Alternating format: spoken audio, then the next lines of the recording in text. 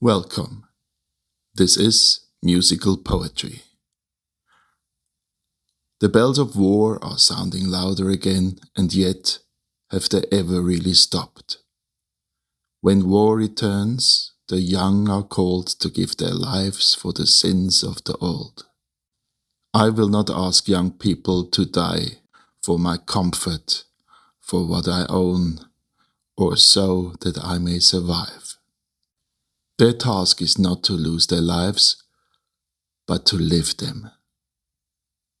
Today the bells of war sound in Sudan, in Ukraine, and in many other places whose names are spoken too briefly or not at all. In times like these, words are often used to justify violence and to make suffering sound noble. Tonight, they will not do that. The poem you are about to hear was written during the First World War by the English poet Wilfred Owen, a teacher and writer before he became a soldier. He wrote it after seeing war with his own eyes.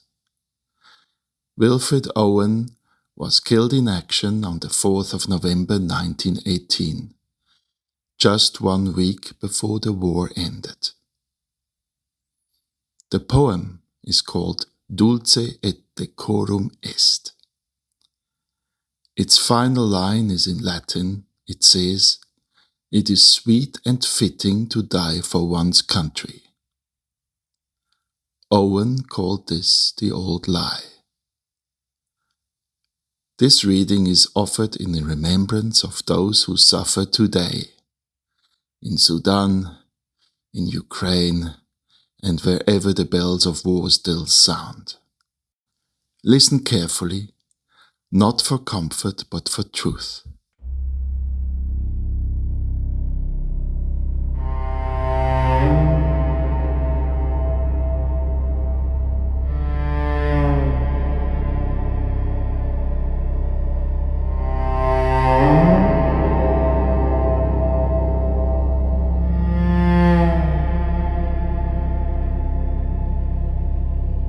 Bent double, like old beggars under sacks, knock-kneed, coughing like hags, we curse through sludge, till on the haunting flares we turned our backs, and towards our distant rest began to trudge. Men marched to sleep, many had lost their boots, but limped on, bloodshot, all went lame, all blind. Drunk with fatigue, deaf even to the hoots of gas shells dropping softly behind. Gas, gas, quick boys. An ecstasy of fumbling, fitting the clumsy helmets just in time. But someone still was yelling out and stumbling and floundering like a man in fire or lime. Dim through the misty panes and thick green light, as under a green sea I saw him drowning. In all my dreams before my helpless sight he plunges at me, guttering, choking, drowning. If in some smothering dreams you too could pace behind the wagon that we flung him in, and watch the white eyes writhing in his face, his hanging face like a devil sick of sin. If you could hear every jolt the blood come gargling from the froth-corrupted lungs, obscene as cancer, bitter as the cut of vile, incurable sores on innocent tongues. My friend, you would not tell with such high zest to children ardent for some desperate glory. The old lie, Dulce et Decorum Est pro patria mori.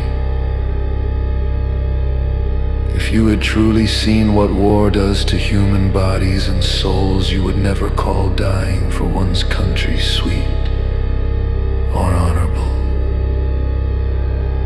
Wilfred Owen wrote these words more than 100 years ago. In another war, in another century.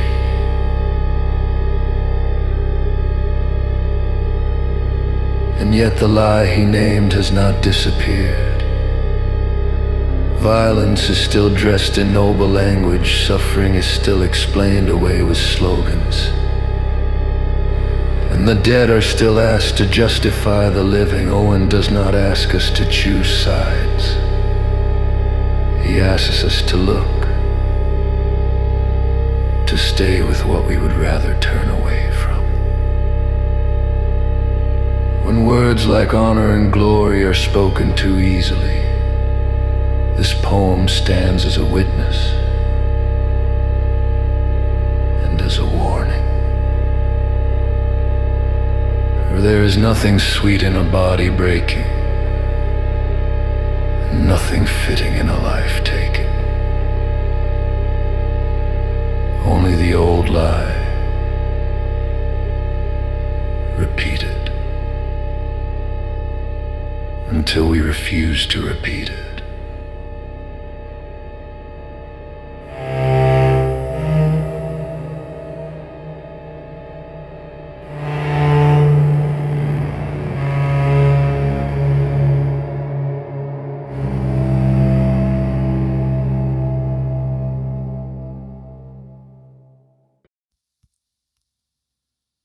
You have been listening to Dulce et Decorum Est by Wilfred Owen. The poem was written in the final years of the First World War. It was published after his death in 1920. Wilfred Owen was a teacher. He was a poet. He was forced to be a soldier.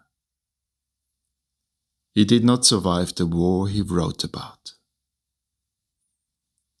This poem does not ask us to agree.